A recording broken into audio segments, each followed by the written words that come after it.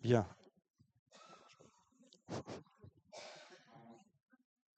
non, parce que j'ai pas fait ça. Voilà, bonjour à toutes, bonjour à tous. Merci d'être présents pour nos conférences du lundi. Cette fois-ci, nous allons parler d'un conseil européen pour la recherche nucléaire, baptisé en acronyme le CERN. Le CERN, c'est un grand lieu de recherche qui a une stratégie quasiment mondiale dans tout ce qu'elle fait. Et qui a des impacts sur la recherche. Alors, par exemple, c'est devenu très efficace pour toutes ces recherches qui se font à la fois sur l'infiniment grand et l'infiniment petit, pour toutes les recherches actuelles et mondiales. Et le modèle du CERN inspire beaucoup de choses dont nous allons parler aujourd'hui. C'est un grand impact sur le passé. Par exemple, vous avez peut-être entendu parler, bien sûr, de nos jours du web. Ce que vous savez peut-être pas, c'est que c'est étroitement lié à l'aventure du CERN, le fameux www. Également, tout ce qui est logiciel libre, eh bien, il y a un lien très étroit avec ce que le CERN a fait dans le passé, également avec les publications des chercheurs qui sont maintenant pour beaucoup d'entre elles en accès libre. Tout cela est dû à cette émulation absolument parfaite et merveilleuse dont on va parler aujourd'hui. Donc, en quoi ce modèle qui a été inspiré par tous ces collaborateurs dans la recherche peut orienter des actions futures face aux défis de notre société. Vous allez le comprendre à travers la conférence qui a invité Michel Spiro. Alors, Michel Spiro, il a un long curriculum vitae. Pour résumer, il a travaillé dans ses débuts au commissariat à l'énergie atomique. Ensuite, il a travaillé sur du spatial avec la mission Galex, qui était allée étudier les neutrinos solaires, puis une autre mission qui s'appelle Eros, qui s'occupe d'objets dits sombres. Et ensuite, on va le retrouver à l'école polytechnique, où il va être maître de conférences sur la mécanique quantique. Et ensuite, il va prendre plusieurs casquettes. Il va devenir en 2003, par exemple, directeur de l'Institut national de la physique nucléaire et de la physique des particules. Il va également être président du conseil du CERN. Et juste à une époque clé pour le CERN, c'est les fameux débuts du LHC, vous savez, le grand collisionneur qui est mondialement reconnu, qui aura sans doute un petit à l'avenir, qui sera plutôt grand, voilà. Et puis ensuite, il va être également président de la Société française de physique.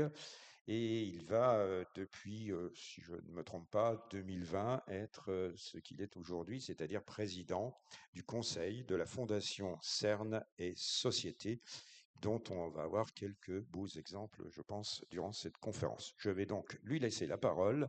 On se retrouve tout de suite après pour vos questions. Si vous n'entendez pas bien au fond, vous me faites signe.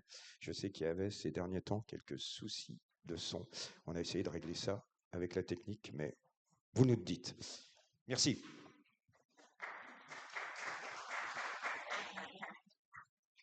Merci bien pour cette gentille présentation. Je vais en effet vous parler du CERN, hein, cette organisation internationale qui a, avec une participation mondiale, a construit une très grande machine, le LHC, Large Hadron Collider, qui effectivement a découvert en 2010, enfin en 2012 plutôt, le boson de Higgs, une nouvelle particule élémentaire qui constitue un avancement dans nos connaissances, un nouveau palier de la connaissance. Je vais essayer de vous décrire un peu cette découverte du boson de Higgs, qui n'a été rendue possible que grâce à une collaboration mondiale de plusieurs centaines de laboratoires coordonnés par le CERN et avec plusieurs dizaines de milliers de physiciens, de techniciens, d'ingénieurs venant du monde entier, qui chacun ont contribué à apporter un petit, leur touche, un petit morceau de l'équipement pour arriver à produire et détecter cette particule, le boson de Higgs. Donc, dans quelle mesure ce modèle de collaboration internationale pourrait réussir à, à- à faire face aux problèmes du développement qui sont devant nous, aux différents problèmes que l'on rencontre mondialement. On voit bien que si on veut réussir à affronter les défis, le modèle qui consiste à coordonner des milliers d'initiatives réunissant citoyens et scientifiques du niveau local au niveau global, un peu comme le CERN l'a fait avec les scientifiques, les ingénieurs et les techniciens, c'est le modèle qu'il nous faut pour arriver à terme à résoudre ou à avancer, à transformer le monde en utilisant tous les savoirs, y compris les savoirs traditionnels. Donc c'est cette approche, d'abord la découverte du boson de Higgs, une collaboration mondiale, et ensuite comment elle pourrait être appliquée à des problèmes auxquels on a à faire face, dont je vais vous parler. Alors c'est vrai que le CERN c'est un nouveau palier a permis d'atteindre un nouveau palier de la connaissance. La connaissance, c'est aussi un bien public mondial, comme l'atmosphère, comme l'eau, comme le climat. On pourrait se dire la connaissance guidée par la curiosité, parce que là, il ne s'agit pas d'application. C'est uniquement la curiosité qui nous essaye, qui nous aiguille et qui nous motive pour essayer de comprendre de quoi la matière est faite et quelle est l'histoire de notre univers. C'est cette curiosité qui a amené à cette découverte. Dans quelle mesure faire des découvertes guidées par la pure curiosité peuvent contribuer au développement durable? Je vais essayer de vous l'illustrer avec cette courte vidéo d'1 minute 30, si je ne me trompe pas, qu'a fait le CERN pour essayer de montrer en quoi la recherche fondamentale guidée par la curiosité nous permet aux générations futures d'avancer pour résoudre leurs défis. C'est l'héroïne et ma petite nièce, dont je suis très fier. Ça devrait démarrer.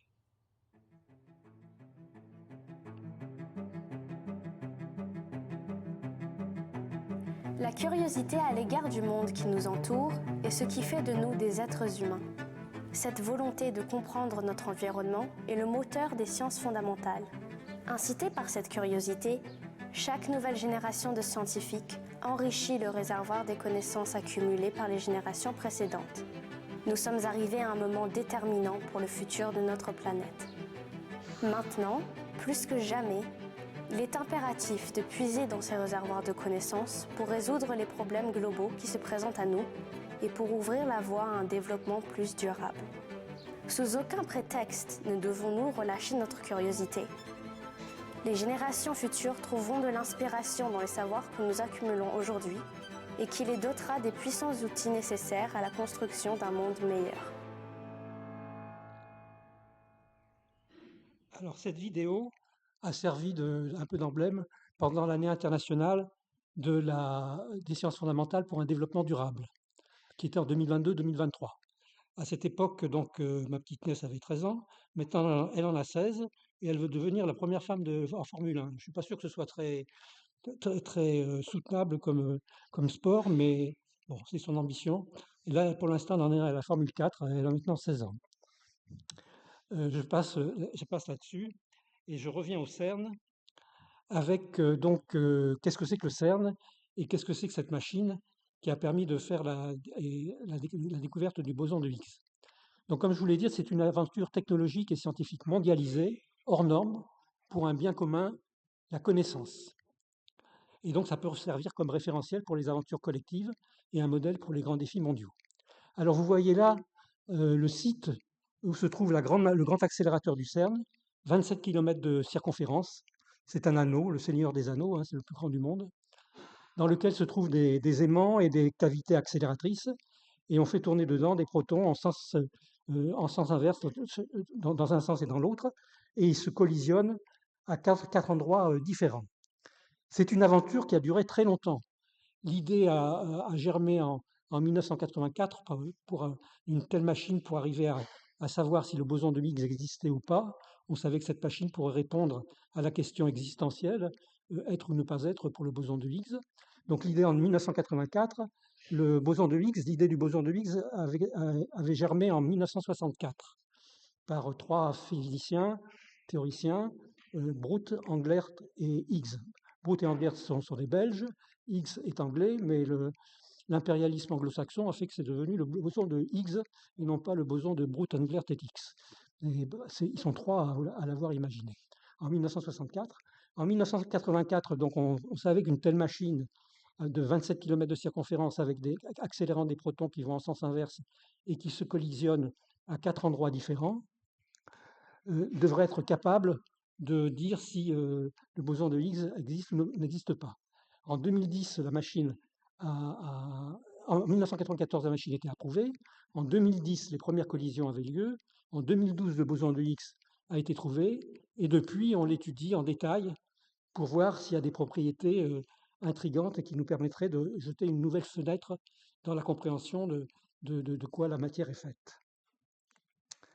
Comme je vous l'ai dit, tous les records sont présents. Là, c'est la plus grande machine. C'est la plus grande énergie à laquelle on accélère des protons qu'on fait collisionner l'un contre l'autre en sens inverse. C'est environ 15 000 physiciens, mais auxquels s'ajoutent des ingénieurs et des techniciens, donc c'est plusieurs dizaines de milliers de personnes. C'est des centaines de laboratoires du monde entier. Et donc finalement, c'est un nouveau palier de la connaissance. Cette communauté, c'est ce qu'on pourrait appeler la communauté de l'anneau. Elle fonctionne en un mode d'autogestion, c'est-à-dire qu'il y a une constitution, ils élisent leur porte-parole, ils élisent les responsables pour chacune des parties des détecteurs. Vous voyez ici les 4 grands détecteurs qui sont placés aux 4 endroits de collision où se cognent les protons les uns contre les autres. Et donc ce sont ces 4 détecteurs qui ont découvert cette nouvelle particule. Et le CERN, donc les gens qui sont à Genève, vous voyez le site du CERN, vous ne reconnaissez peut-être pas, mais on voit au loin le Mont Blanc. Si j'essaie de revenir en arrière. Donc vous voyez le Mont Blanc qui est, je vais essayer de vous le montrer, le Mont Blanc est ici, vous voyez le Jura est en avant-plan, la ville de Genève est près du lac, vous voyez le lac Léman, le jet d'eau qui est ici, la ville de Genève, et l'anneau passe sous l'aéroport et sous le Jura. Donc les 4 détecteurs sont placés ici. Aux 4 points, il y a un détecteur qui est sous l'aéroport, et ce sont ces 4 détecteurs qui ont accumulé des milliards de collisions proton-proton pour découvrir quelques centaines au début de bosons de Higgs, de particules de Higgs, qui sont cette découverte dont je vous ai parlé. Les gens qui sont sur l'accélérateur, donc les Européens ou les gens qui sont autour de l'accélérateur, les physiciens, les techniciens, les ingénieurs, sont environ 3000. Mais comme je vous l'ai dit, il y a plusieurs dizaines de milliers de personnes du monde entier qui ont apporté leurs briques à chacun de ces grands détecteurs. L'accélérateur, donc cet anneau de 27 km de circonférence, donc c'est l'endroit où c'est là que les collisions vont avoir lieu, aux 4 points d'intersection. Et les grands détecteurs sont des espèces d'appareils photo qui permettent de voir toutes les particules qui jaillissent des collisions et de détecter quelques bosons de Higgs.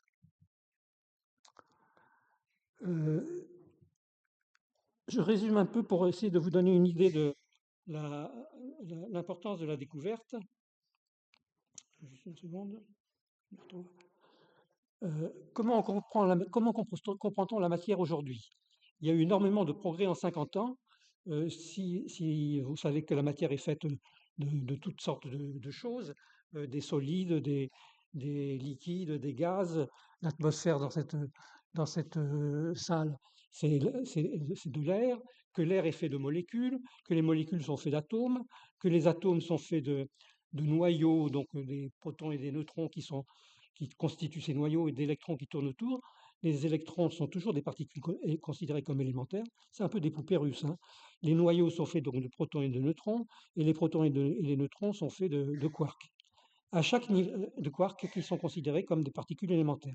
Donc aujourd'hui, les particules élémentaires, c'est les quarks et les électrons. Alors en fait, des quarks, il y en a de plusieurs sortes, et des électrons, il y en a également de plusieurs sortes. Vous voyez ici ce qu'on appelle les particules de matière, donc 6 quarks, et les particules qui tournent autour des noyaux, les électrons, mais il y a des particules qui ressemblent aux électrons qui sont plus lourdes, qu'on appelle les muons et les taux, qui sont chargés électriquement. Le mu et le taux ressemblent complètement à l'électron. Et puis enfin, les quarks qui constituent les protons et les neutrons interagissent par interaction forte.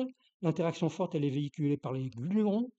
Elle est tellement forte que les protons qui ont la même charge électrique, plus 1, et qui se repoussent, les charges électriques de même signe se repoussent, eh bien, ils restent liés dans le proton et dans le neutron grâce aux gluons qui véhiculent l'interaction forte. L'interaction électromagnétique, celle qui permet aux électrons de rester autour des protons et donc des noyaux qui sont chargés positivement par les protons. Cette interaction électromagnétique, elle est véhiculée par une particule qu'on appelle le photon, qui est de masse nulle, ainsi que le gluon d'ailleurs aussi. Donc les électrons, les muons et les taux, ainsi que les quarks, interagissent par interaction électromagnétique. Les quarks interagissent de plus par interaction forte, mais les électrons et les muons et les taux, ils interagissent également par ce qu'on appelle l'interaction faible, qui elle est véhiculée par des particules très massives, qu'on appelle les bosons. Ce sont des particules qui ressemblent un peu aux photons, mais elles sont très très massives, 100 fois plus massives que le proton. Et c'est pour ça que l'interaction faible est très très faible, parce qu'elle est de courte portée. Pour les particules qui sont les particules de force sont échangées au cours de l'interaction entre les électrons et les protons, ou bien entre les quarks eux-mêmes. Ce sont des particules médiatrices qu'on appelle des particules de force, alors que les particules de matière sont les quarks et les leptons, celles qui constituent la matière elle-même. Il y a une grande différence entre les particules de matière et les particules de force. Les particules de matière ont un spin, c'est-à-dire un moment cinétique intrinsèque qui est demi-entier, alors que les particules de force ont un moment cinétique intrinsèque qui est un moment de rotation sur elles-mêmes qui est entier. Et ça fait une grande différence. Les particules de force, on peut les mettre toutes dans le même état. Par exemple, les photons, on peut les mettre tous dans le même état, ça fait des lasers. Alors que les particules de matière, on les empile les unes sur les autres, et c'est pour ça que la matière est dure. On ne peut pas pénétrer à l'intérieur de la matière parce que les électrons, les quarks, ne veulent pas se mettre dans le même état. C'est ça qui fait la dureté de la matière, alors que les forces, on peut les mettre toutes dans le même état. Donc les particules de force ont un spin 1, et les particules de matière ont un spin 1,5, c'est-à-dire un moment cinétique intrinsèque qui vaut 1,5, alors que celle de force, il vaut 1. Donc ça constituait ce qu'on appelle la compréhension de la matière avant l'existence du boson de Higgs. Mais tout ça, la théorie elle-même, je vais vous parler de la théorie dans un moment, elle obéit à une symétrie mathématique qui est une symétrie qui vient une transformation qui vient de la théorie des groupes. Ça, c'est un groupe assez compliqué, SU3 qui multiplie SU2 qui multiplie U1. Et lorsqu'on a des particules de spin 1,5 et de spin 1 simplement, qui interagissent les unes avec les autres à travers les particules de force qui sont médiatrices et les particules de matière qui ne peuvent pas être empilées les unes sur les autres, et si on a une symétrie, eh bien toutes les particules devraient être de masse nulle.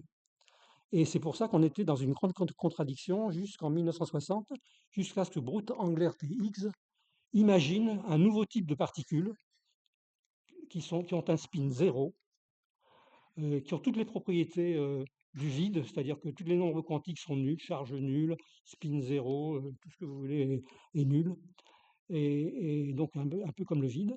Et je vais revenir sur le lien entre le boson de Higgs et le vide. Donc c'est cette partie qui devait correspondre à une particule qu'on appelle le boson de Higgs, qu'on appelait le boson de Higgs en fait. Comme je vous l'ai dit, c'est un mécanisme de Brute, Englert et Higgs qui est capable de comprendre pourquoi, avec une telle théorie, on peut quand même arriver à donner une masse à toutes ces particules, y compris aux bosons intermédiaires W et Z. Cette théorie a été produite dans les années 60, et on savait que ce boson de Higgs devait avoir une masse qui devait pas être plus lourde que 1000 fois la masse du proton. C'est-à-dire la masse du proton, c'est 1 GeV sur C2, donc pas plus que 1000 GeV sur C2. GeV voulant dire gigaélectronvolt. Donc une énergie divisée par C2, parce que la masse E est égale à mc2, donc l'énergie divisée par C2, c'est une masse. Donc on a cherché à faire une machine qui puisse produire par E égale mc2 des particules de masse 1000 fois égale à la masse du proton jusqu'à 1 TeV. On ne savait pas quelle était la masse, elle pouvait être n'importe quoi entre 0 et 1000 fois la masse du proton, c'est-à-dire 1 téraélectronvolt, 1000 GeV.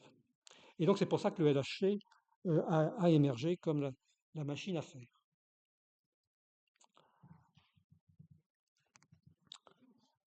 Donc, l'enjeu, c'était donc de découvrir un petit mot sur la théorie. La théorie, toute la théorie de l'interaction entre les particules de matière et les particules de force tient en une seule ligne. Donc, ça décrit l'interaction électromagnétique, l'interaction force, l'interaction faible. La seule chose que ça ne décrit pas, c'est la gravitation. Vous voyez, c'est ce qu'on appelle un Lagrangien. Il y a 4 lignes. La première ligne décrit les propriétés, l'énergie cinétique et les interactions entre les particules de force. F, si vous voulez, c'est comme force. La deuxième ligne, psi, c'est les particules de matière. C'est l'énergie cinétique et la manière dont les particules de matière interagissent avec les particules de force. Phi, ça désigne le champ scalaire, le boson de Higgs. La troisième ligne, c'est l'interaction des particules de matière avec le champ de Higgs. C'est ça qui donne une masse aux particules de matière. Et la quatrième ligne, c'est l'énergie cinétique et la manière dont les bosons intermédiaires interagissent avec les particules de force. C'est ça qui leur donne une masse aux particules de force.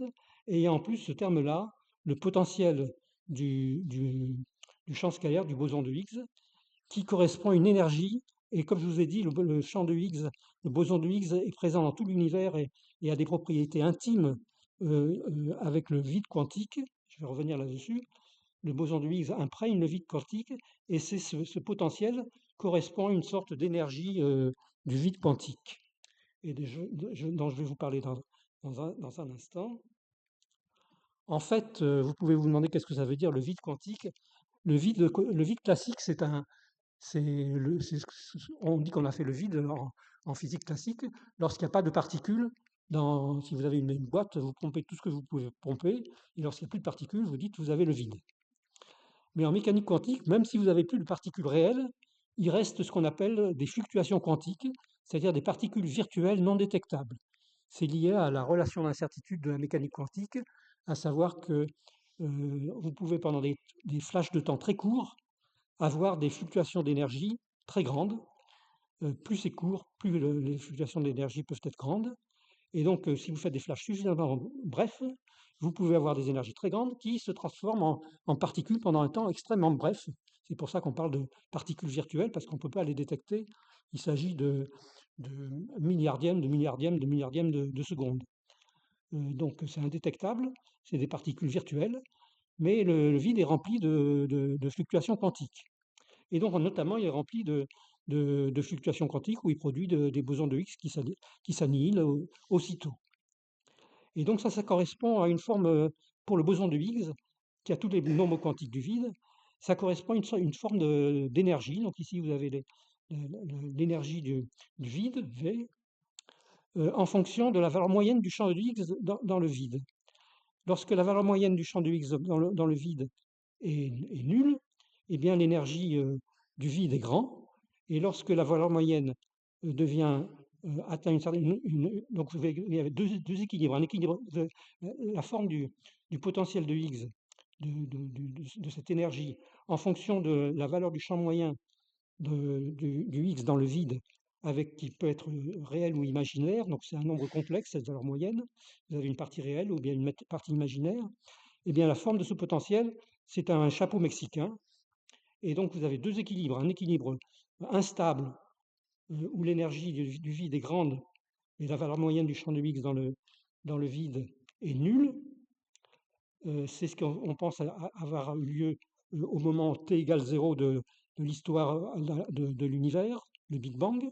Donc une énergie du vide grande qui donne lieu à une inflation de l'univers très rapide, parce qu'il y a une forme d'énergie qui déclenche une très grande inflation. Et très rapidement, en une picoseconde environ, la valeur de l'énergie du vide va tomber dans le puits de potentiel de ce chapeau mexicain pour arriver à une certaine valeur, et qui est la valeur d'aujourd'hui, donc une valeur de l'énergie du vide qui est quasiment nulle, et par contre une valeur moyenne du champ de Higgs dans le vide qui, elle, n'est pas nulle. Et c'est cette valeur moyenne du champ de Higgs dans le vide qui donne une certaine viscosité au vide, qui fait que toutes les autres particules deviennent massives. Donc l'empreinte du boson de Higgs dans le vide, une picoseconde après le début de l'univers, juste après l'inflation, a donné une viscosité au vide et a donné une masse inertielle. Donc la masse provient du boson de Higgs, de l'empreinte du boson de Higgs dans le vide, très très tôt après l'expansion de l'univers, après le Big Bang, et conférant une viscosité au vide qui est responsable de cette masse inertielle. Donc c'était une très belle théorie à la fois de cosmologie et de physique des particules au début des années 60, en 64, mais encore fallait-il découvrir cette particule qui témoignerait de ce mécanisme de Brute-Angler-Higgs. Il fallait la découvrir.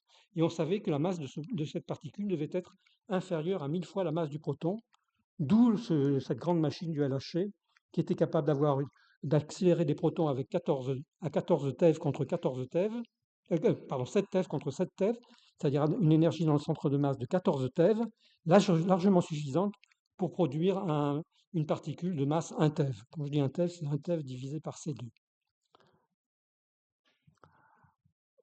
Alors, comment ça se fait, cette découverte, cette machine et ces détecteurs? Vous le voyez ici, en fait, vous partez, pour arriver à accélérer les protons à cette énergie, vous partez d'une bouteille d'hydrogène, c'est constitué de protons, de temps en temps on accélère du plomb. Vous les accélérez dans une petite machine qu'on appelle le booster jusqu'à environ deux fois la masse du proton, 2 GeV, 2 gigaélectronvolts. Ça tient dans cette pièce, cette machine. Ensuite, vous l'accélérez dans une machine qui fait à peu près 300 mètres de circonférence. Le synchrotron à protons, c'est là où j'ai fait ma thèse dans les années 70. Ensuite, vous l'accélérez dans une machine qui accélère les protons jusqu'à 400 GeV, c'est-à-dire 400 fois la masse du proton multiplié par C2.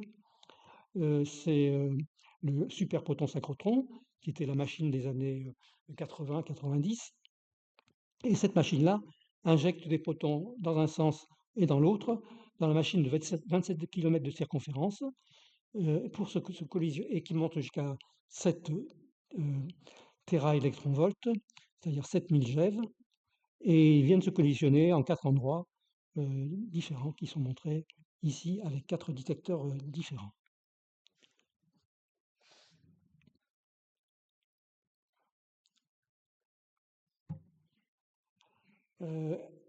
Donc, le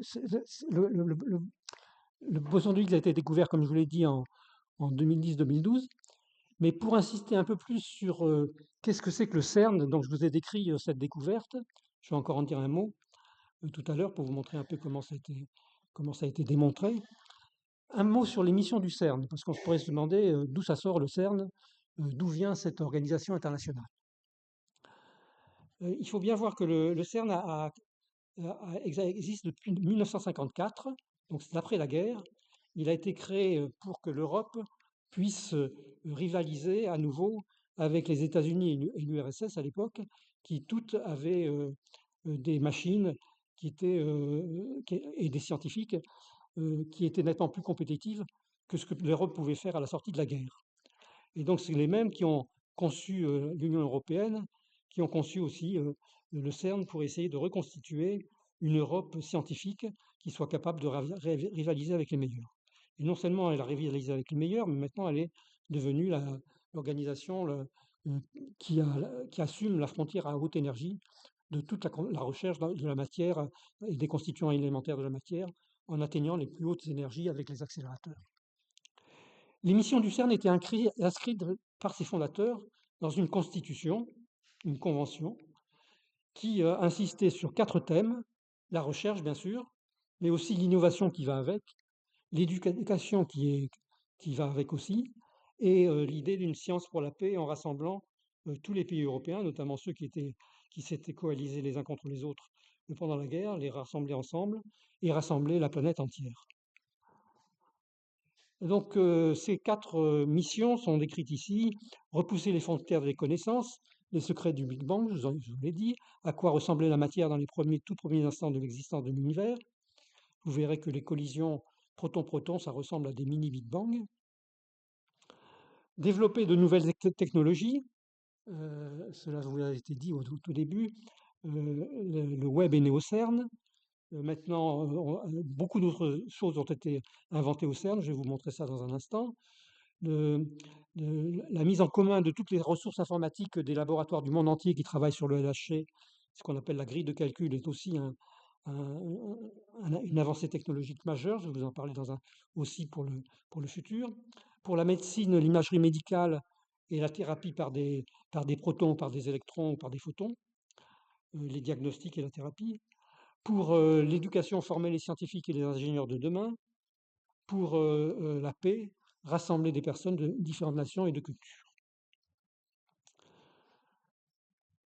Voilà à quoi ressemblait le CERN en 2016. Maintenant, il y a encore plus d'États connectés au CERN. Mais je vous parle de 2016 parce que c'était peu après la découverte du boson de Higgs, au moment où on était en train d'étudier ses premières propriétés. Vous avez environ 25 États membres qui sont listés ici à gauche, là, essentiellement des États européens. Vous avez des États observateurs, donc tous ces États ont contribué à la construction de la machine, le fameux Seigneur des Anneaux. Vous avez des États observateurs qui ont contribué, alors les États membres ont contribué à la machine, ils contribuent au fonctionnement de l'organisation du CERN, et ils contribuent avec leurs physiciens à apporter des éléments de détecteurs, des appareils de photo qui regardent les collisions et à chercher les particules et les propriétés de ces collisions. Notamment, ils ont contribué à découvrir le boson de Higgs. Vous avez les États observateurs qui ont apporté un petit élément pour la machine, mais qui apportent beaucoup de physiciens et d'ingénieurs et techniciens pour construire les grands détecteurs, les 4 grands détecteurs que vous avez vus. Donc ce sont l'Inde, le Japon, la Russie et les États-Unis. Vous avez les membres associés, le Pakistan et la Turquie, qui sont en voie de devenir membres. Vous avez donc qui sont associés. Vous avez les États associés qui sont en voie de devenir membres. Chypre, la Roumanie, la Serbie. Maintenant, tous les 3 sont membres. Ceux-là sont associés pour l'instant et restent associés. Le Pakistan et la Turquie. L'Ukraine est aussi maintenant en train de devenir membre. Et puis vous avez tous les autres États pour lesquels vous avez des accords de coopération qui leur permettent de participer à l'analyse et à la construction des détecteurs qui observent les collisions proton-proton aux 4 endroits où ont lieu les collisions. Donc en rouge, ce sont les États pour lesquels il y a une coopération. En jaune foncé, ce sont les États qui sont en voie d'accession. En bleu clair, ce sont les États associés. En bleu foncé, ce sont les États membres. Et vous voyez qu'en blanc, ce sont les États pour lesquels il n'y a pas d'accord pour l'instant avec eux. Donc on voit bien qu'à travers ça, on a bien affaire à Sciences pour la paix et à un rassemblement de laboratoires et de physiciens, d'ingénieurs et de techniciens du monde entier. Cet exemple du CERN, la même convention a été réalisée et a servi à construire ce qu'on appelle une machine de lumière, c'est-à-dire une machine de synchrotron, c'est-à-dire une machine qui accélère des électrons dans un cercle, et ce cercle rayonne de la lumière, et cette lumière permet d'analyser des morceaux de la matière, les tissus biologiques, également des trésors archéologiques pour en déterminer les propriétés. Donc, d'abord, la communauté du CERN, c'est ce qu'on pourrait appeler la communauté de la nanoscience pour la paix. Mais donc, ce même modèle sert maintenant pour cette machine Sésamé, qui est la machine de lumière du Moyen-Orient, où se retrouvent Israël, l'Iran, la Palestine, la Turquie, l'Égypte, le Pakistan, et encore 7 ou 8 États du Moyen-Orient, et qui partagent une machine qui est située en Jordanie. Et en dépit de toute la guerre qu'il y a pu y avoir ces dernières années, cette machine résiste et fonctionne, et des utilisateurs de ces pays du Moyen-Orient viennent, en imitant un peu ce qui se passe pour le CERN, viennent participer à apporter des éléments d'équipement et à créer des lignes de lumière qui permettent d'étudier l'archéologie, l'art, la biologie, la matière molle, les nanotechnologies, faire un tas d'études de la matière dans les états macroscopiques avec ces machines de lumière. En France, on a une machine qui s'appelle Soleil, qui est à Orsay, et la machine au Moyen-Orient est un peu une copie de Soleil. Donc vous voyez que ce modèle du CERN commence déjà à s'exporter. Il a servi en tout cas pour cette machine il sert toujours au Moyen-Orient,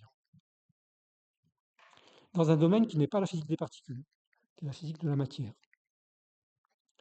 Je continue. Le CERN donc a à peu près 2300 personnes sur place qui sont membres du CERN. Il y en a encore 1400 qui ont des contrats temporaires, qui sont au CERN. Et puis, il y a une quinzaine de milliers maintenant de scientifiques du monde entier. Le budget en 2016 était d'1 milliard de francs suisses, c'est à peu près 1 milliard d'euros. Maintenant, il est plutôt de 1,3 milliard d'euros parce qu'il y a encore plus d'États membres et ce budget augmente par la participation de plus en plus d'États. L'organisation du CERN elle-même, c'est le CERN à Genève. C'est une organisation classique, hiérarchique, avec un conseil du CERN qui pilote, qui est la plus haute autorité, donc avec des représentants des États membres. Chaque fois, c'est un ambassadeur et un scientifique. Vous avez autour un comité des finances et un comité des scientifiques. Et il nomme, ce conseil du CERN, le directeur général, qui s'assure du fonctionnement des 3000 personnes au CERN, avec un exécutif, la sécurité qui lui est rattachée directement, et donc un staff qui est réparti en départements et par groupe. C'est eux qui ont assuré la construction de la machine, donc ces aimants qui sont répartis sur 27 km de circonférence, et ces cavités qui demandent un zéro faute, parce que si on perd le vaisseau, on n'a plus rien. Par contre, les grandes collaborations, comme je vous l'ai dit, celles qui sont issues des dizaines de milliers de personnes qui travaillent à construire les grands détecteurs. Par exemple, la collaboration Atlas, c'est 3000 personnes plus les ingénieurs et techniciens, donc ça veut dire 5000 au moins, 120 instituts avec des accords entre eux, une sorte de constitution adoptée par les 3000 chercheurs. Là, c'est autogéré avec un porte-parole, on ne parle pas de chef, hein, c'est un porte-parole qui n'a pas vraiment l'autorité puisque les gens ne sont pas payés par lui, un board de collaboration, des différentes responsabilités qui sont basées sur le mérite et qui varient presque tous les 2 ou 3 ans de manière à ce que ça circule. Donc c'est une autogestion, une reconnaissance par les pairs. C'est ce modèle-là qui pourrait être intéressant pour les défis du développement durable. Donc c'est eux qui ont construit ces grands détecteurs. Donc vous voyez ici un énorme détecteur qui s'appelle Atlas et la taille d'une personne par rapport à ce détecteur. Le CERN, comme je vous l'ai dit, a des activités de formation. Donc les scientifiques au CERN qui viennent avoir un moment d'éducation, des jeunes chercheurs. Les professeurs de physique viennent aussi au CERN avec des programmes qui leur permettent de mieux comprendre la physique des particules, et les programmes sont faits dans leur langue. Et puis vous avez des étudiants avec des programmes d'étudiants d'été. Il y a, et je vous invite à en faire partie, maintenant on a atteint 400 000 visiteurs par an. C'est énorme. C'est le plus grand centre de visite scientifique en Europe et le deuxième au monde après la NASA et Cap Kennedy. 400 000 visiteurs par an, c'est grâce à la construction d'un nouveau portail de la science qui a été construit par l'architecte Renzo Piano, celui qui a fait le centre Pompidou à Paris et qui a fait plein d'autres choses à travers le monde. Ça veut dire 1000 à 1500 visiteurs par jour. C'est une réussite architecturale. Et d'ailleurs, le CERN est en train de revisiter tout son campus grâce à Renzo Piano pour transformer ça en un centre vert avec des arbres et des pelouses et en faire quelque chose de beaucoup plus joli que la manière dont il a été construit dans les années 50. C'est facile d'aller visiter le CERN et je vous invite vraiment à y aller, ça vaut la peine. Hein. C'est très bien organisé et vous en sortirez certainement enchanté. Donc les innovations, on y a fait allusion. Donc les innovations, c'est soit le savoir-faire, c'est les accélérateurs de particules, l'imagerie et le traitement des données. C'est ça les 3 grands savoir-faire. Accélérer des particules, imager des collisions, ça c'est d'une collision proton-proton avec toutes les particules qui sortent, et traiter des milliards de collisions, donc des centaines de milliards de collisions et des pétabytes de données.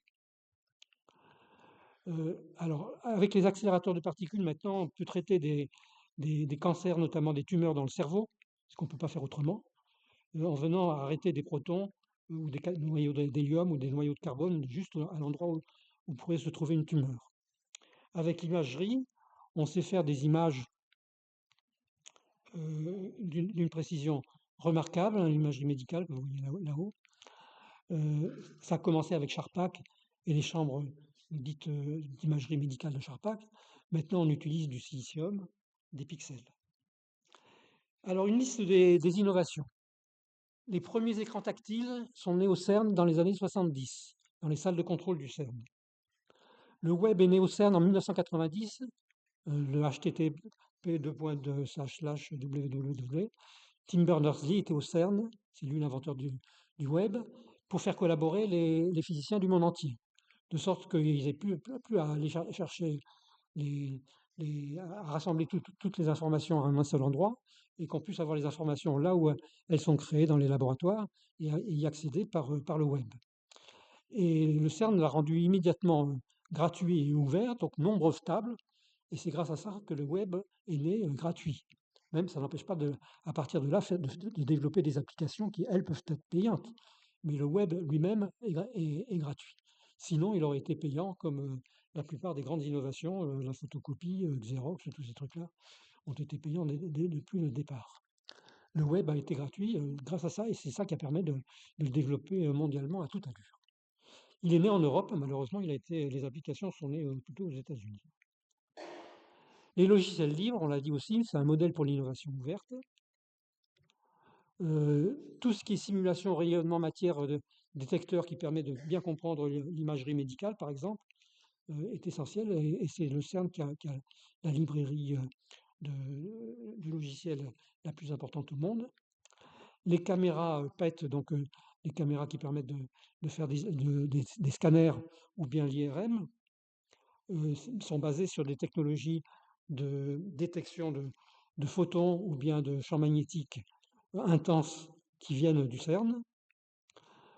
Maintenant se met en place l'innovation ouverte, ce qu'on appelle le hardware libre, donc tout ce qui est même pas simplement les logiciels, mais aussi le hardware devient non brevetable.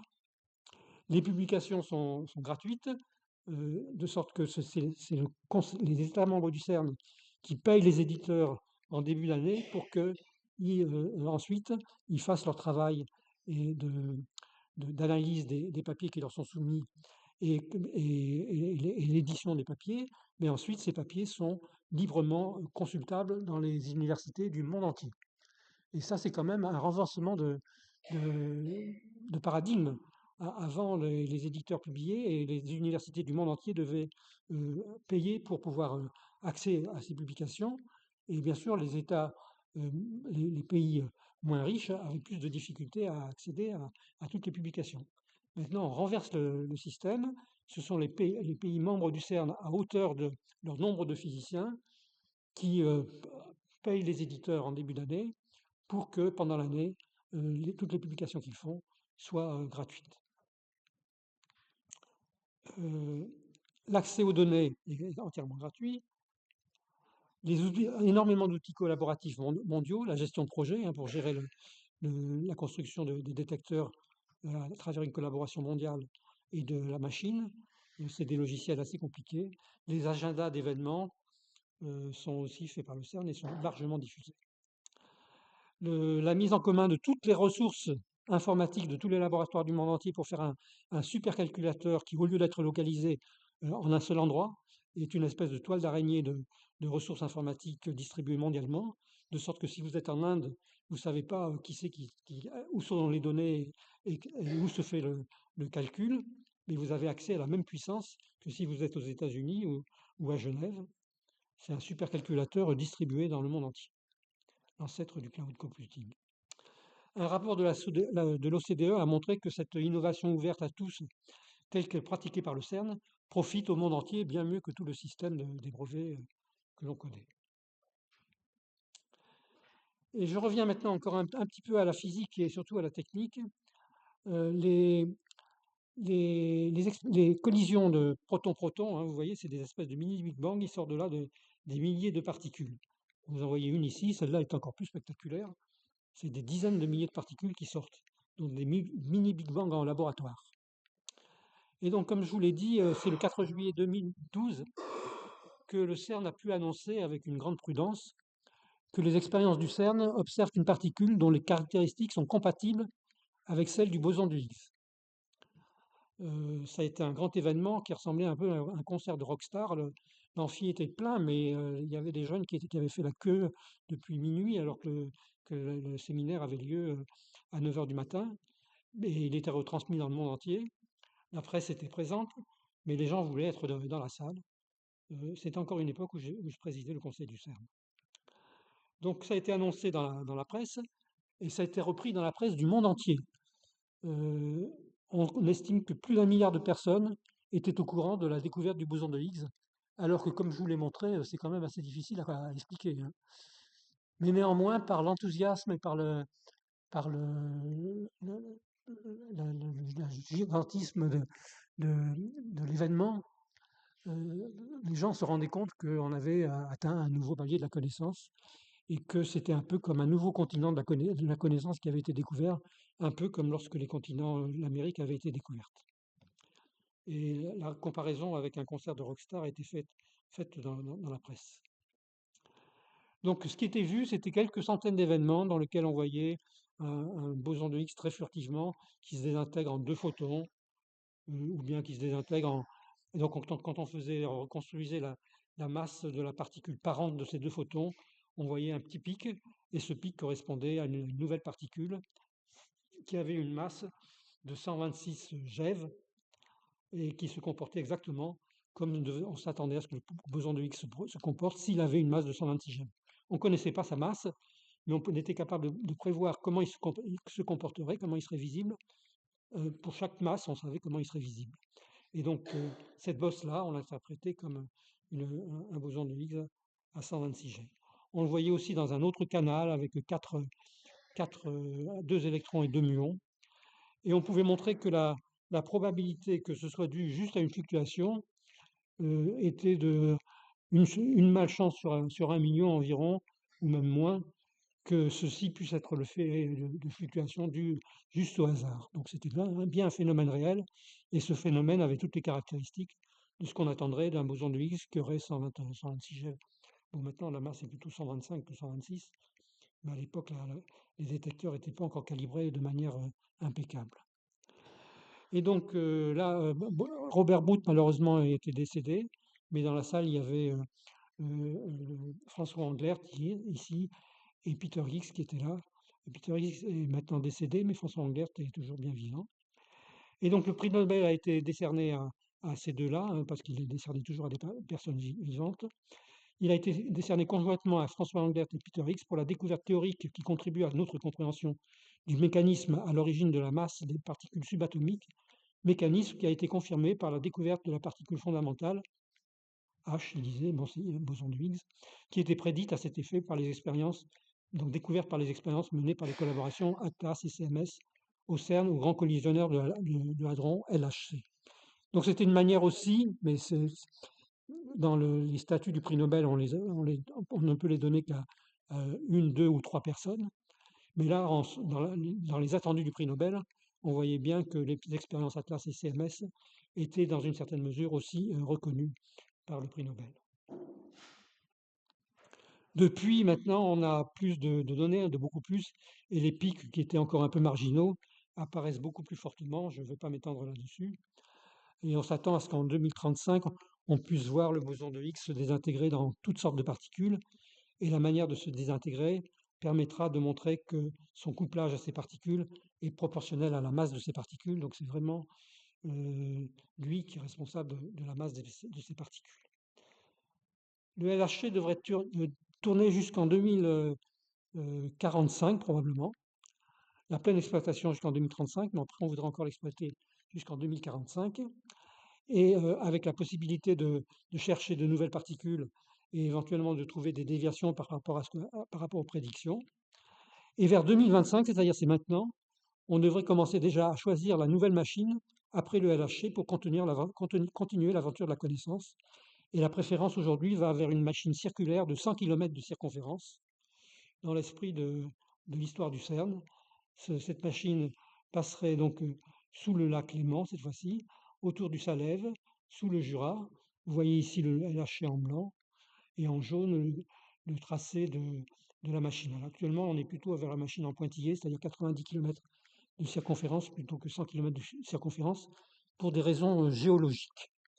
Et cette machine pourrait accélérer d'abord des électrons, faire des collisions et plus et moins pour fabriquer en très grande quantité des bosons de Higgs, et puis ensuite faire des collisions proton-proton pour avoir 10 fois plus d'énergie qu'au LHC, et donc ouvrir une nouvelle fenêtre sur l'infiniment petit.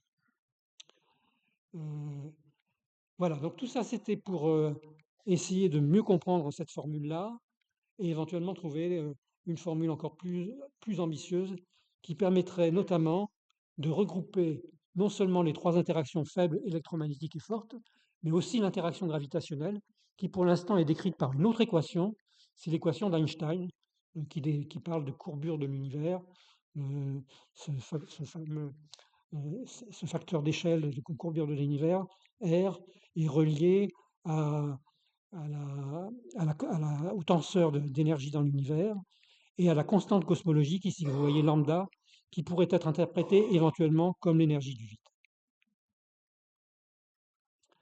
Alors, un petit mot sur l'histoire de l'univers.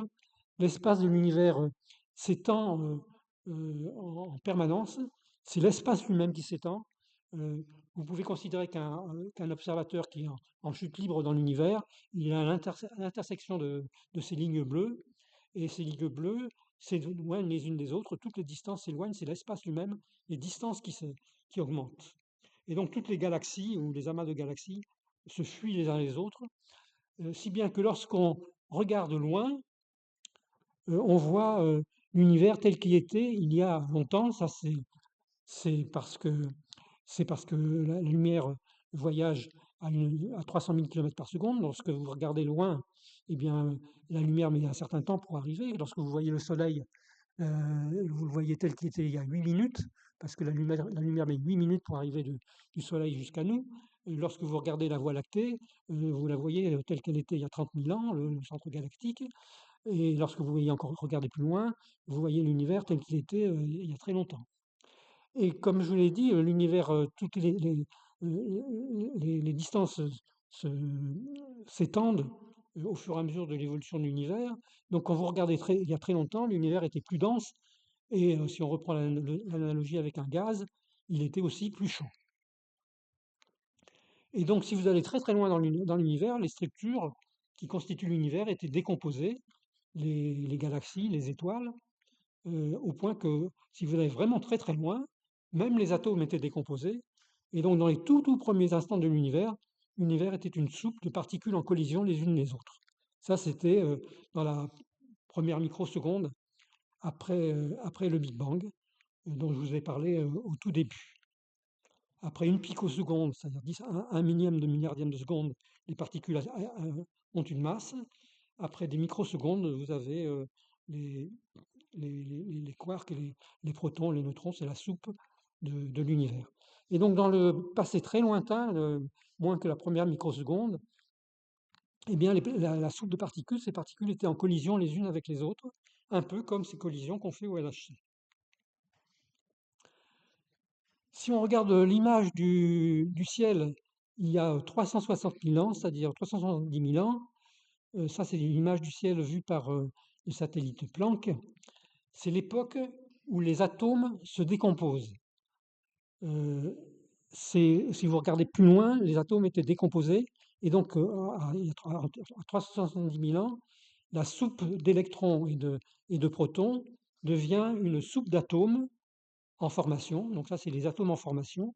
Les électrons et les protons se combinent pour faire de l'hydrogène. Et lorsqu'ils se combinent, ils relâchent de la lumière. Cette lumière, au moment où elle est émise, elle est dans les UV. L'univers, à ce moment-là, a une température de quelques milliers de degrés Kelvin. Mais comme les distances augmentent au cours de l'histoire de l'univers, lorsque ces photons qui sont émis à ce moment-là, et c'est le moment où l'univers devient transparent, parce que les atomes, lorsque les atomes étaient décomposés, vous aviez un plasma, et donc un plasma n'est pas transparent, et donc les photons était sans arrêt absorbé et réémis, donc vous ne pouvez pas voir ce qui se passait avant. Mais lorsque les atomes se forment, les atomes sont neutres électriquement, et donc les photons maintenant voyagent librement dans l'univers. Et donc si vous regardez suffisamment loin, vous voyez cette soupe d'atomes en formation, et les photons qui sont relâchés avec l'univers qui devient transparent, et les photons qui correspondaient au domaine UV deviennent dans l'infrarouge à une température qui était à l'émission de quelques milliers de degrés, ça devient une température de quelques degrés Kelvin, et c'est ce qu'on peut observer en faisant une carte de l'univers très lointain. Il faut enlever tous les avant-plans pour voir l'univers très très lointain et voir ce rayonnement fossile de l'univers tel qu'il était après 370 000 ans. Et il est extrêmement homogène. Les différences de température que l'on peut reconstituer, même si elles sont aujourd'hui à quelques degrés, 2,7 degrés Kelvin, les différences de température varient de l'une de l'autre à quelques millionièmes près. C'est les mêmes partout à quelques millionièmes près, quelques dizaines de millionièmes près. Donc c'est extrêmement homogène. Malgré tout, il y a des petites inhomogénéités à toutes les échelles, et on pense que ces inhomogénéités qui, sous l'effet de la gravitation, vont constituer ensuite des grandes structures et des petites structures, des étoiles, des galaxies, des amas de galaxies, jusqu'à aujourd'hui pour constituer l'univers tel qu'il est. Donc ces structures infimes, à ce moment-là, vont être les germes des structures que l'on voit aujourd'hui, qui sont extrêmement visibles et qui sautent aux yeux, les étoiles, les galaxies. Mais ces structures sont aussi révélateurs de ce qu'était l'univers presque au moment t égale 0 du Big Bang, ce que j'ai appelé l'inflation, le moment où l'univers jaillit d'une énergie du vide que j'avais montré peut-être associé à une particule comme le boson de Higgs, en tout cas un mécanisme similaire. Et ces fluctuations ressemblent à ce qu'on pourrait appeler des fluctuations quantiques du vide primordial, d'où est né l'univers. Donc le scénario actuel de l'histoire primordiale de l'univers, je passe là-dessus, c'est un univers qui jaillit d'un Big Bang, donc d'une forme d'énergie. Après, donc cette énergie produit une inflation spectaculaire des distances dans l'univers, c'est cette inflation que vous voyez ici au début. Cette énergie va disparaître, va se transformer en une soupe de particules de masse nulle, indiscernable. Et lorsque le mécanisme de Brute-Angler-Higgs intervient après une picoseconde, lorsque la température devient de l'ordre de 100 gigaélectronvolts, on peut associer une température à une énergie moyenne par E égale h nu, et la fréquence est liée à la température. Lorsque le mécanisme de Brute-Angler-Higgs intervient, l'énergie du vide tombe à zéro, comme je l'ai montré. Le champ de Higgs commence d'un autre scalaire, peut-être si pas le boson de Higgs, en est peut-être un autre. La valeur moyenne de ce champ dans le vide devient non nulle, ça donne une viscosité au vide, une inertie aux particules qui deviennent massives. Seul le photon reste sans masse, pour une raison qu'on ne connaît pas. C'est le moment où la masse vint aux particules et où la lumière fuit. C'est après une picoseconde. Ensuite, vous avez donc cette soupe de particules qui interagissent les unes avec les autres. Après une microseconde, les quarks et les gluons qui sont là se regroupent pour former des protons et des neutrons. Après, pendant 3 minutes, se forment les premiers... donc ça, c'est la première microseconde. Ici, ce sont les premiers protons-neutrons. Après, les premiers noyaux vont se former au cours des premières 3 minutes. Donc les protons et les neutrons se combinent pour former les noyaux. Ensuite, vous avez, au bout de 370 000 ans, les premiers atomes. L'univers devient... Donc ça, c'est une image que je vous ai montrée juste avant. Et ensuite, vous avez la lumière qui va pouvoir arriver jusqu'à nous. Vous avez une période sombre où l'univers est fait que d'atomes, jusqu'à ce que les premières étoiles liées à la contraction gravitationnelle des fluctuations que j'ai montrées dans l'image des premiers atomes en formation. Vous avez les premières étoiles après environ 100 000 ans, après 1 million d'années, oui, c'est ça, les premières étoiles, et ensuite les premières galaxies après 1 milliard d'années, et pour arriver jusqu'à aujourd'hui. Donc on a toute une histoire de l'univers, on pourrait croire qu'on a à peu près tout compris. Alors, c'est pas vrai, c'est la même image tournée de 90 degrés. C'est pas vrai parce qu'il y a encore beaucoup de questions qui se posent. Pourquoi 125 GeV, la masse du boson de Higgs? Pourquoi, qu'est-ce que c'est que la matière sombre? Je ne vous ai pas dit, mais en dehors des protons et des neutrons et des électrons, il semble qu'il y ait une quantité de matière noire considérable. Il semble qu'il reste encore de l'énergie du vide, une énergie sombre dont on ne sait pas d'où elle sort. C'est-à-dire que l'énergie n'est pas tombée vraiment à zéro, l'énergie du vide. Il en reste encore un peu, qui produit de nouveau une accélération de l'univers. On ne sait pas où est passée l'antimatière, puisqu'à chaque particule correspond une antiparticule, et normalement, dans les collisions proton-proton, on voit autant de particules que d'antiparticules qui sont créées. Et l'énergie du Big Bang qui s'est transformée en matière, elle aurait dû se transformer en matière et en antimatière, et on ne sait pas où est passée l'antimatière. Vous avez les neutrinos dont je ne vais pas vous parler aujourd'hui, les mystères de la mécanique quantique, je vous ai parlé du vide quantique et des fluctuations, c'est pas très bien compris tout ça. La gravité, donc l'unification de la gravitation de l'équation d'Einstein et de l'autre équation que je vous ai montré au tout début, on ne sait pas encore les unifier. Et puis, quelle est la part du hasard, de la nécessité, de l'émergence de toutes ces structures dont je vous ai parlé? Ça reste pas très clair. Toutes ces transitions qui donnent lieu à la formation d'abord à la masse des particules, ensuite à la formation des protons et des neutrons, ensuite des atomes, ensuite des étoiles, des galaxies. La compréhension de l'émergence de ces structures, sans parler du vivant et des structures encore plus complexes, ça reste encore mal compris. Voilà un dessin d'enfant qui dit, on avait fait un concours de dessin pour les enfants, qui dessine-moi un physicien, et un des dessins qui a eu un prix, c'est un physicien cherche le pourquoi du pourquoi. C'est à peu près ce que je vous ai raconté. Je ne veux pas faire de la publicité pour mon livre Le boson et chapeau mexicain, mais je vous montre quand même. Alors vous voyez que pour faire tout ça, il faut énormément d'enthousiasme. C'est cette image que j'ai mise sur l'affiche de la conférence. Il faut beaucoup d'enthousiasme, d'émerveillement. Sinon, vous n'arriverez pas à consacrer toute une partie de votre vie à ça. Et c'est ce dont on a besoin face aux défis de la planète. On a besoin d'enthousiasme et d'émerveillement. On a besoin de tous les métiers dans ces aventures que je vous ai décrites, des champs magnétiques très intenses, donc des aimants, des quadrupôles. On a besoin de faire ces appareils de photos extrêmement compliqués, un effort collaboratif de tous les métiers.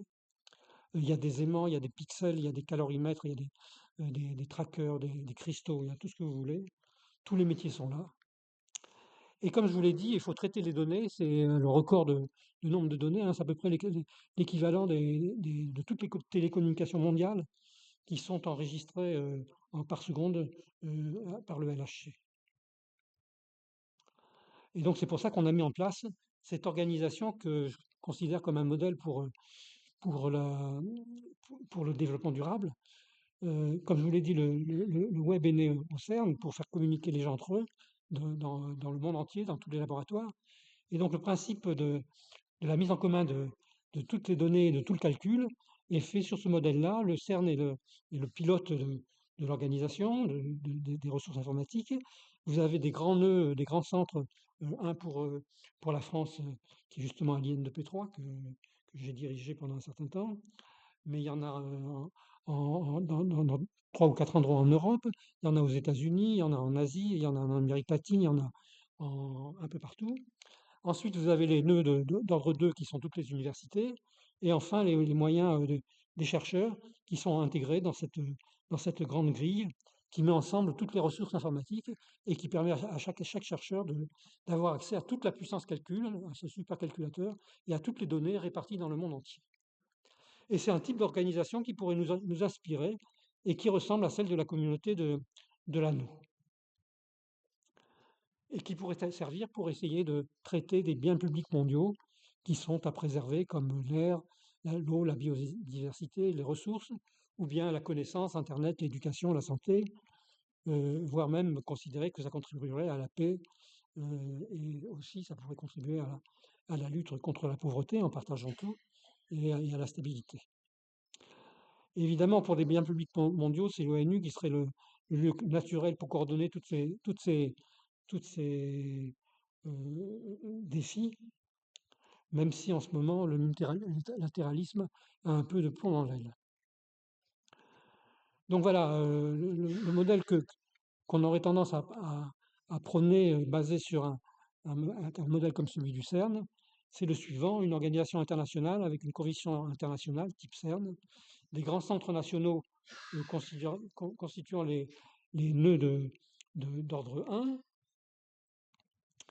les universités, les entreprises, des associations faisant les nœuds d'ordre 2, et pouvant aller jusqu'à des nœuds d'ordre 3, allant jusqu'aux personnes qui peuvent apporter aussi leurs moyens à l'aventure commune, en favorisant le brassage, la confiance, l'émulation et la reconnaissance par les pairs, une auto-organisation, une hiérarchie plate. Le tout coordonné par une organisation internationale. C'est ce qu'on appelle la coopétition, c'est-à-dire un mélange d'émulation et de collaboration. Évidemment, il faut avoir une stratégie sur le long terme, même comme le CERN l'a eu pour le LHC, et essaye de l'avoir pour la prochaine machine qui en amènerait jusqu'à la fin du siècle, mais qui soit sur le long terme, sur remise à jour régulièrement, et qui soit avec des objectifs à moyen terme et à court terme, et qui permettent d'agir globalement, mondialement, mais aussi régionalement et localement. Un code de conduite partagé par tous, pour marier la liberté et la responsabilité. Donc ça, c'est le code de conduite du CERN, mais il faudrait l'adopter pour chacun des grands défis. Mais certainement avec l'intégrité, l'engagement, le professionnalisme, la créativité, la diversité. Donc c'est pour ça que je promeus ce modèle, le CERN, comme un modèle pour la société, basé sur un rationalisme collectif, des valeurs communes, rassemblant par-delà les différences religieuses ou de citoyenneté. Le LHC est la plus grande aventure scientifique mondialisée. Il correspond à une quête de l'humanité, une part d'infini qui est en nous.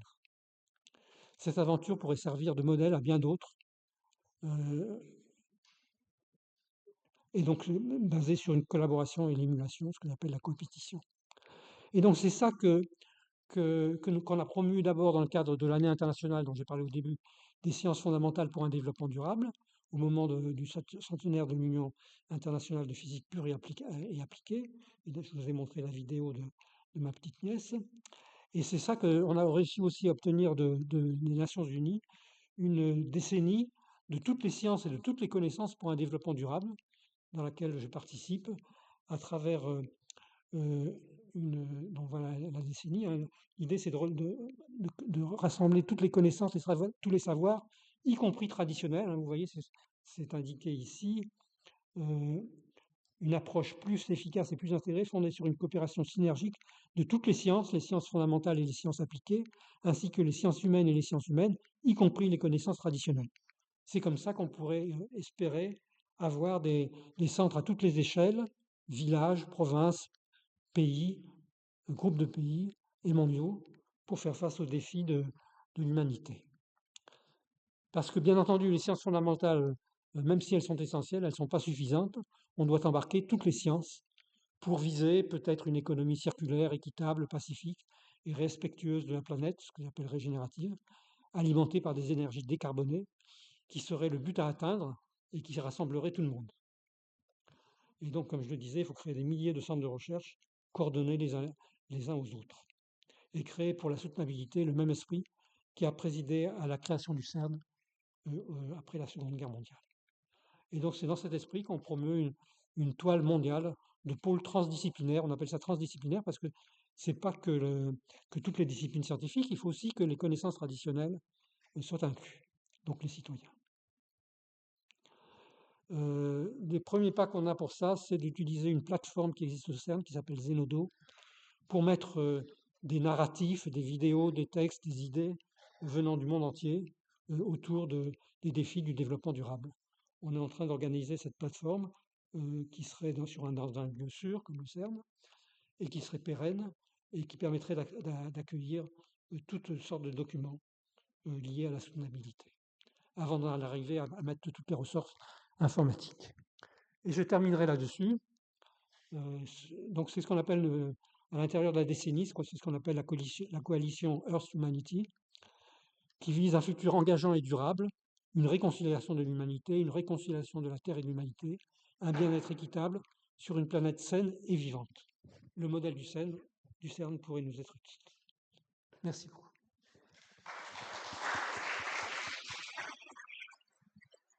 Voilà, merci Michel. On va passer à la salle s'il y a quelques réflexions ou questions. N'hésitez pas, levez la main que je puisse vous repérer. Merci beaucoup. Je crois que vous avez illustré le gouffre qui existe entre le monde des scientifiques et le monde des politiques.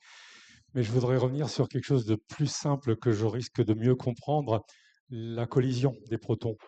Vous accélérez des protons dans votre anneau qui vont collisionner. Oui. Est-ce que vous maîtrisez l'endroit où ils collisionnent et ils collisionnent toujours là où vous voulez les mesurer, ou est-ce qu'en fait les collisions sont complètement aléatoires et vous ne mesurez que dans les champs dans lesquels vous avez vos 4 portes? Et ma deuxième question... Je réponds d'abord à la première Oui. question. La première question, c'est la plus facile. Il y a 2 anneaux, en fait. Et les 2 anneaux s'interpénètrent les uns les autres juste à l'endroit des collisions. Donc, il y a un anneau où les protons tournent dans le sens des aiguilles d'une montre, un autre où ils tournent dans le sens inverse, et ils se collisionnent juste dans les 4 endroits où se trouvent les détecteurs. Donc, on ne perd pas de protons. Et d'ailleurs, les protons, petit à petit, disparaissent, et il faut remplir la machine parce qu'ils collisionnent les uns contre les autres. Donc, on ne veut pas qu'ils collisionnent ailleurs que là où sont les appareils photo, les grandes expériences qui les détectent. D'accord, c'est rassurant, ça fait moins d'énergie gaspillée. Voilà. Mais en parlant d'énergie, justement, ils accumulent de l'énergie en étant accélérés, et lors de la Oui. collision, ils libèrent cette énergie. Il y a Oui. une partie de l'énergie que vous mesurez, que vous visualisez, mais est-ce que l'énergie qui se libère, elle est infinitésimale, ou est-ce qu'elle oblige à mettre des systèmes de refroidissement ou autres en place pour ne pas que l'anneau soit lui-même détruit? Alors, il y a à peu près 1 million de milliards de protons qui circulent chacun dans un sens et dans l'autre. Un proton de 7 téraélectronvolts, c'est l'équivalent de l'énergie d'un moustique. Donc la collision de 2 protons, c'est l'équivalent de la collision de 2 moustiques, mais avec une densité beaucoup extraordinaire, parce qu'un proton, il est des milliards de fois plus petit qu'un moustique. Donc la collision, la densité de collision est énorme, mais l'énergie de collision n'est pas à l'échelle macroscopique est très petite. Ceci dit, avec 1 million de milliards de protons de cette énergie, c'est l'équivalent d'énergie d'un TGV. Donc dans les faisceaux de protons, il y a l'équivalent d'un TGV qui circule dans l'anneau. Et donc on n'a pas intérêt à perdre le faisceau. Si on perd le faisceau, on détruit les détecteurs et on fait des gros dégâts. Donc petit à petit, cette énergie se dissipe à travers les collisions à l'endroit des détecteurs et on re-remplit. Mais à la fin, quand même, quand elle a commencé à se dissiper, cette énergie, on veut de nouveau remplir et on envoie les faisceaux dans des endroits bien précis qui sont des blocs de cuivre qu'on refroidit parce que c'est l'équivalent de l'énergie d'un dixième de TGV qui vient se percuter sur un bloc de cuivre.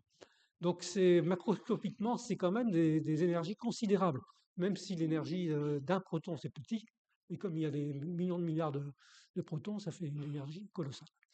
Il faut bien voir que c'est des chiffres qui sont vertigineux. L'endroit des collisions, c'est l'endroit le plus chaud dans l'univers, et en même temps, pour courber ces protons, on utilise des éléments qu'on refroidit avec de l'hélium superfluide, qui est donc l'endroit le plus froid dans l'univers, à 1,9 degrés Kelvin. Donc c'est des records à la fois de froid pour avoir des aimants qui soient très intenses autour de l'anneau, et des endroits les plus chauds à l'endroit où ont lieu les collisions. C'est des records d'énergie. Une autre intervention? Personne? Oui. N'ayez pas peur. Merci Michel pour cette belle présentation. Est-ce que tu dirais que cet effort, cette collaboration a été possible parce que précisément c'est de la recherche fondamentale et il n'y a pas forcément de valeur immédiate et d'application immédiate? Et pourrais-tu faire aussi une analogie avec peut-être ce qui se passe dans le domaine de la fusion?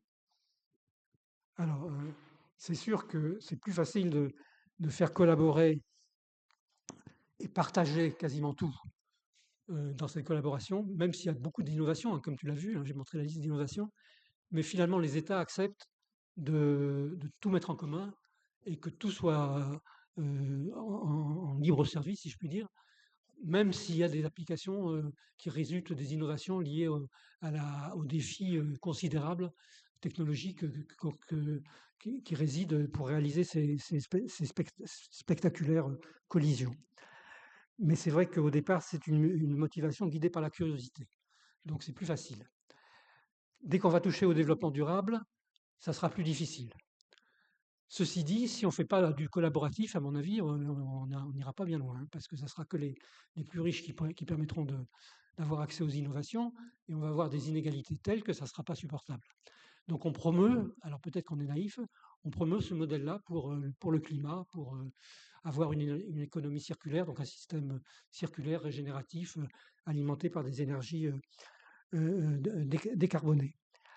Il faudra vaincre des résistances, mais la collaboration est quand même le mot-clé face aux défis que constitue la dégradation des biens communs de l'humanité. Un bien commun, ça appartient à tout le monde. L'air, l'eau, la biodiversité, ça appartient à tout le monde. Donc il faut avoir le même esprit qu'on a pour la connaissance, avoir le même esprit pour l'air, pour l'eau, pour la biodiversité et d'autres enjeux, le climat et d'autres enjeux. Quelle était ta deuxième question? Ah, la fusion. La fusion, j'ai bien dit, j'ai pas dit moi énergie solaire ou éolienne, je parle d'énergie décarbonée. Et donc pour l'instant, je considère que dans les énergies décarbonées, on ne doit pas ignorer la fission et la fusion, bien sûr. Il faut compter sur elles pour essayer de contribuer à réaliser une économie circulaire qui soit alimentée, régénérative, alimentée par des énergies décarbonées. Pour moi, c'est ça le mot-clé.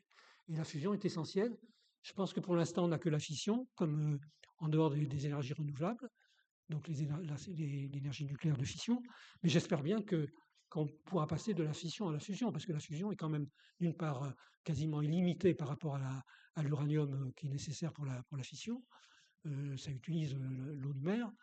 La fusion, et en plus, ça a beaucoup moins de déchets radioactifs que la fission. Donc la fusion est certainement le futur de l'énergie nucléaire. Mais pour l'instant, ça ne fonctionne pas encore et je suis incapable de dire si ça sera dans 10 ans ou dans 50 ans ou dans 100 ans. Mais j'espère bien que ça marchera un jour. Voilà, alors encore une dernière question au cas où. Sinon, on n'a plus beaucoup de temps.